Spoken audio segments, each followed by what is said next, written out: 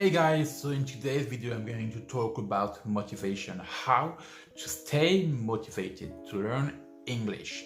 Alors dans cette vidéo, comme d'habitude, on va voir plusieurs points ensemble, ça va être sur ma tablette.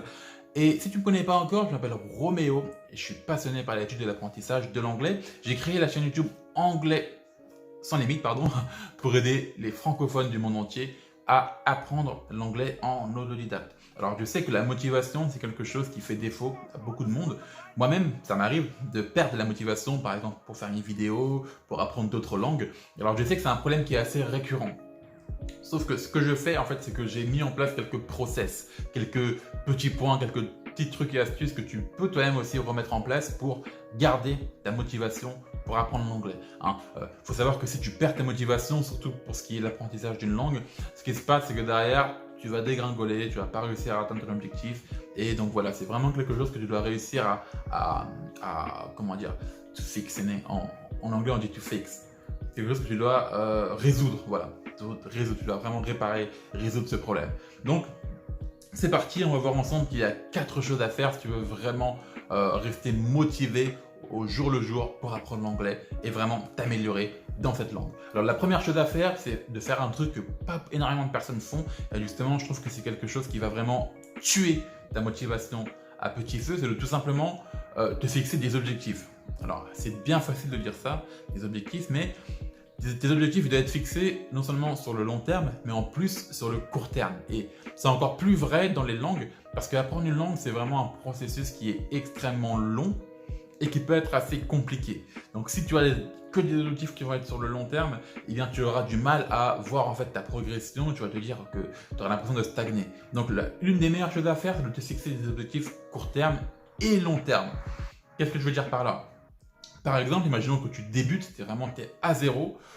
Ton premier objectif, ça va être par exemple d'arriver à la fin du mois à arriver à faire tes premières phrases en anglais. Imagine par exemple que tu n'arrives même pas à dire bonjour, au revoir, merci, à te présenter, à engager une conversation en anglais. Eh bien, ça peut être un objectif. Ensuite, ça, on va dire que c'est ton objectif qui va être moyen terme, parce que ça va être sur un mois. Ensuite, tu peux te dire, à la fin de chaque semaine, il faut que tu sois capable de maîtriser tel point de grammaire. Par exemple, les temps du passé. Ça, c'est ton objectif pour la fin de la semaine. Ensuite, ton objectif pour chaque jour, ton objectif journalier, ça peut être par exemple de faire un exercice de conjugaison par jour. Donc ça, c'est vraiment, c'est un exemple, là, bien sûr, tu n'es pas obligé de faire exactement pareil que moi. Puis même là, pour l'exemple, on aurait pu se fixer un objectif très très long terme, on aurait pu se dire, ok, donc dans un an, l'objectif c'est que je sois capable de parler couramment anglais. Ça, c'est un objectif qui est très long terme. Donc tu as vu qu'on a un objectif très long terme, moyen terme, et vraiment court terme avec les semaines et avec les jours. Donc ça, c'est un truc que très peu de personnes font, c'est tout simplement se fixer un objectif. Et le fait d'avoir un objectif, le fait d'atteindre ton objectif chaque jour, tu verras que ça va te booster, ça va te motiver, et c'est comme ça que tu vas pouvoir garder ta motivation. Donc ça, c'est un truc vraiment super important à faire, c'est se fixer un objectif. Avant d'aller plus loin dans cette vidéo, n'oublie pas que si tu aimes mes conseils, que tu as vraiment envie de me suivre et d'en apprendre plus sur l'anglais grâce à mes conseils, sache que j'ai ouvert une newsletter qui est 100% privée. Elle est gratuite, elle est disponible en description. Alors dans cette newsletter, je partage des conseils que je partage jamais en fait sur YouTube. C'est des trucs que tu verras jamais en vidéo, que tu auras uniquement par email. Ces emails, ils sont sous forme de mini conseils de coaching privé par email. Donc si tu veux en savoir un peu plus là-dessus, tu as juste à cliquer sur le lien en description, il est gratuit et tu verras que les conseils que je partage dessus, c'est pas des choses que je dis partout sur internet. C'est des choses que tu vas vraiment apprendre beaucoup grâce à cette newsletter. C'est pas une newsletter qui est comme les autres où tu auras juste des news par rapport à la chaîne YouTube ou ce genre de choses. Non, tu auras vraiment des vrais conseils, des vraies astuces pratiques à mettre en place. Donc ceci étant dit, on va pouvoir continuer avec la vidéo. Alors, la deuxième chose à faire pour garder ta motivation, c'est de travailler chaque jour.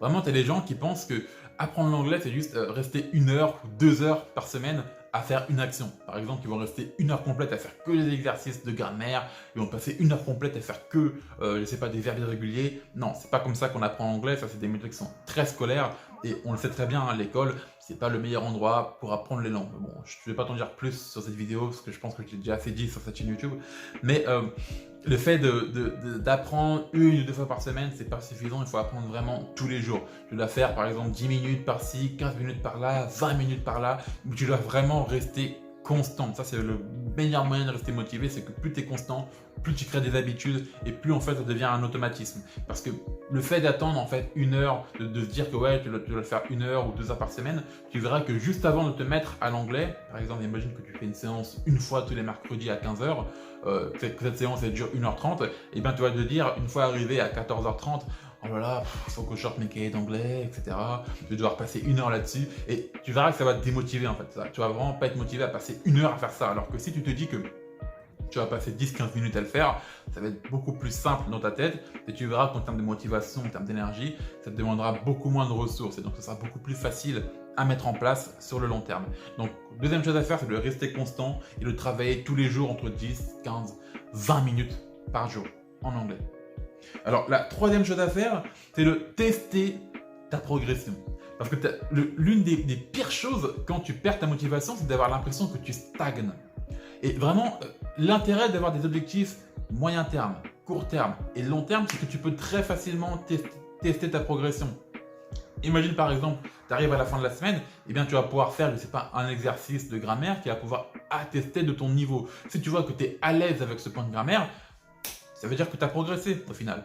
Donc, c'est pour ça que c'est important non seulement d'être constant, mais aussi d'être régulier, d'avoir plein d'objectifs moyen, court terme, long terme, parce que tu vas pouvoir te tester au fil des jours, au fil des semaines, au fil des mois. Tu vas pouvoir voir ta progression. Si tu vois que tu stagnes, que tu as des points que tu n'arrives pas, tu vas pouvoir en fait te concentrer sur ces points-là et donc tu vas pouvoir travailler là-dessus pour t'améliorer.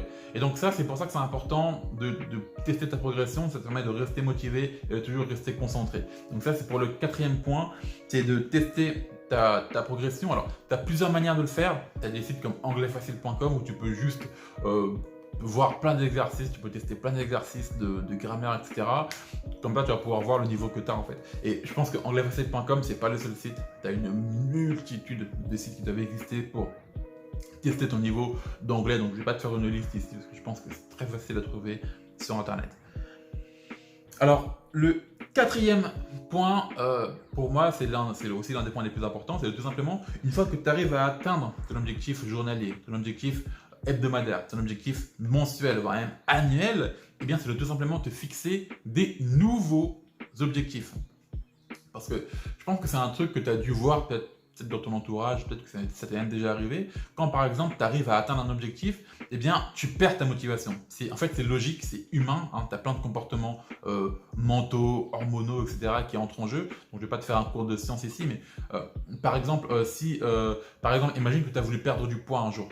T'as beaucoup de ça arrive à énormément de personnes, c'est l'effet yo-yo. Les gens qui arrivent à perdre du poids, imagine qu'ils ont un objectif de perdre 10-15 kilos au bout de X mois, X années. Eh bien, ce qui se passe, c'est que ces gens vont reprendre du poids juste après. Pourquoi? Parce que derrière, une fois qu'ils ont atteint cet objectif, eh bien, ils n'auront pas d'autres objectifs. Donc du coup, ils vont se sentir un peu dans une zone de confort et puis ils vont se laisser un peu emporter, ils vont se laisser un peu aller et puis ils vont reprendre du poids.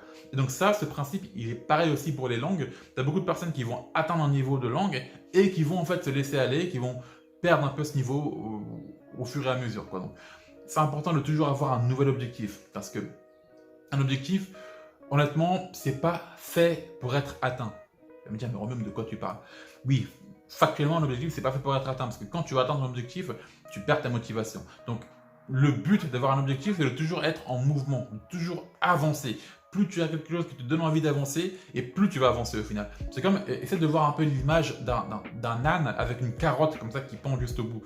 Ce qui se passe, c'est que l'âne n'arrive jamais à atteindre la carotte. Parce que s'il atteint la carotte, bien, il va s'arrêter, il va manger, puis il va se laisser aller, quoi. Alors que s'il a toujours cette raison, cette petite carotte qui est suspendue devant lui, eh bien, il va toujours continuer d'avancer. Donc, ton objectif, tu dois aussi le voir comme une carotte. Tu dois aussi le voir comme quelque chose qui te permet d'avancer. Donc, ça, c'est pour le quatrième point. Tu dois toujours te fixer des nouveaux objectifs une fois que tu as atteint les précédents. Cette vidéo est à présent terminée, j'espère qu'elle t'aura plu.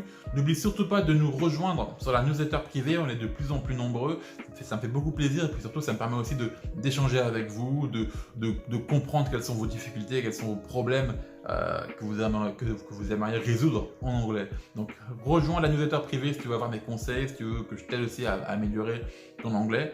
Ce sera tout pour aujourd'hui, moi je te dis à la prochaine pour une nouvelle vidéo et en attendant, prends soin de toi. Salut!